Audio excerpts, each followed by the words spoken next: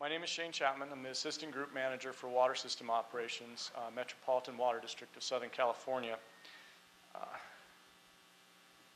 At great personal risk, I will talk for just a moment about where Southern California gets its water. The bright yellow area there down along the coast, on the south coast, DWR, Department of Water Resources, refers to that as the Southern Coast Region Water Supplies. There's local supplies involved. We already had somebody talk briefly about the State Water Project. We are also a state water contractor, receiving that water through the Bay Delta, which there's a great deal of controversy about today. The famous Los Angeles Aqueduct and the movie Chinatown, owned and operated by the City of LA. The Colorado River Aqueduct coming in from Lake Havasu and the Colorado River, owned and operated by Metropolitan. Water banking exchanges and transfers. So much of what I've appreciated about today is how much I've been learning listening to the speakers. Vancouver for us has set the bar. I really appreciated Jennifer's materials, and Bert, I thought you did an excellent job of really bringing forward the human part of the management that has to be coupled with the various technologies and methods for transfer of the knowledge to the new workforce as it comes in. Selfish plug for myself, I grew up on an excavator and a backhoe, and I'm desperate to get out of Southern California, so I love skiing at Whistler too, Jennifer. Just too many people in Southern California. It truly is a case study in what really should define the word sustainable. We're a wholesale provider. We serve, not directly, but as a wholesale provider, about 50% of the water for 19 million people, more than that really, in Southern California. On average, 1.7 billion gallons a day of treated water. It's a special district comprised of our customers, which are 26 cities and water agencies who sit on our board, 38 members on our board. Those 6 counties rather, you see there, 5,200 square miles. Much like the Bay Area, Metropolitan, that general region of Southern California, depends upon a tremendous amount of infrastructure worth almost $17 billion in today's dollars to convey, store, treat, and distribute a lot of water. And that really starts to bring us to what we're here to talk about today, the care and feeding of that infrastructure and the workforce that's required to do that. You see the annual budget there, the aqueduct, the pipelines, hydro plants, etc.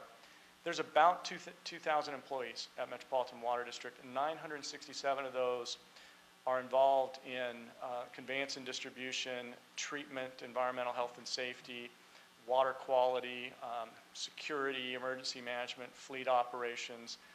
Those are some of the areas that today I'm involved in.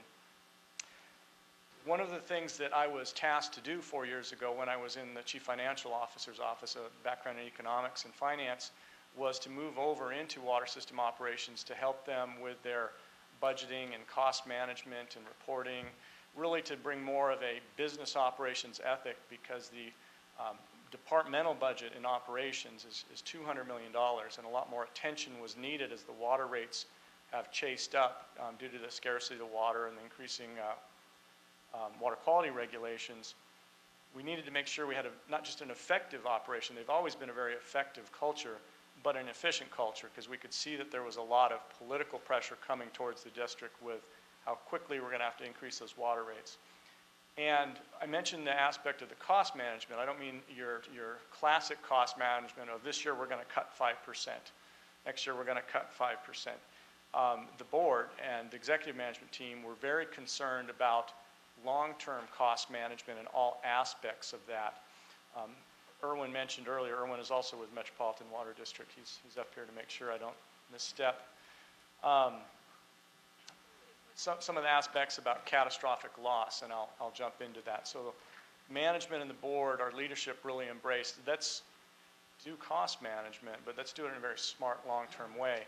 And when I moved over into operations, one of the things that was very apparent as I went over there was that workforce development was going to be absolutely critical and integral to successfully managing long-term costs. It was very apparent that we needed some tools, probably coming from some type of technology, to accelerate the transfer of knowledge from subject matter experts, as they're commonly called, to the new population of the workforce. When I went over into operations, I sort of expressed how that was. It was like going into a tribe. They were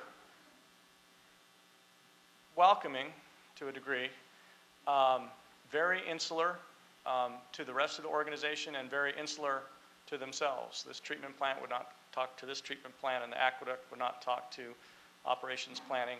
So all that had to be broken down and revisited to really focus in on we're all in this together. We've all heard stories or anecdotal National Geographic shows about how tribes pass on their knowledge through storytelling. Operations was no different. I spent the first 6 months out in the field learning the system operations, which I knew a bit about because I'd done some system modeling before, water resource modeling, et cetera. Introducing myself to the management team, trying to understand quietly their strengths and weaknesses, and introducing myself to the workforce. And from that experience, I learned that everything was up here.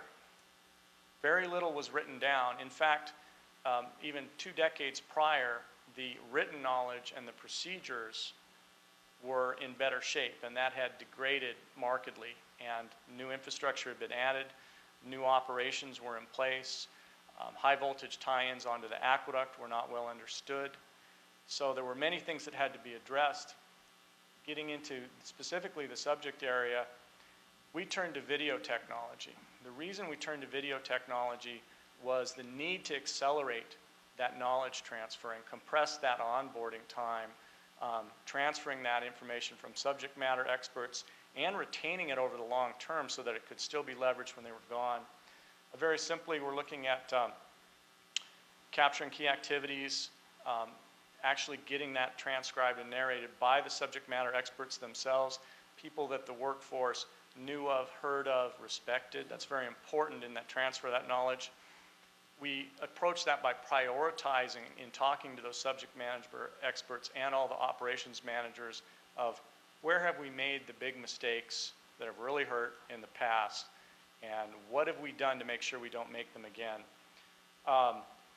It involves sequencing and transcribing videos, attaching any supporting documentation, training manuals, standard operating procedures, frequently asked questions.